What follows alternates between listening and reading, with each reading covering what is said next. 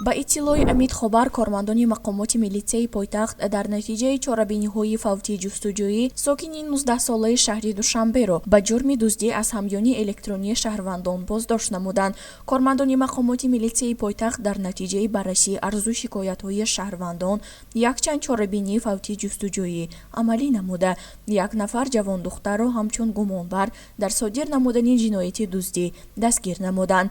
Ин нафар шаҳрванд Носирова соли таваллудаш 6 октябри соли 2004 истиқоматкунандаи шаҳри Душанбе мебошад, ки қаблан бо ҷурми ғоратгарӣ суд шудааст. Шаҳрванд Носирова 18 январи соли равон аз ҳамёни электронии як нафар корманди маркази савдои Шоҳ Мансур низ 7190 сомониашро ба ҳамёни электронии худ гузаронида ба ҷабрдида зарари калон расонидааст. Айни замон гумонбар шуда Носирова дар ҳабси пешакӣ қарор дошта бо мақсади муайян намудани иштирок дар дигар ҳолатҳои ҷиноятӣ корҳои тафтишӣ идома дорад.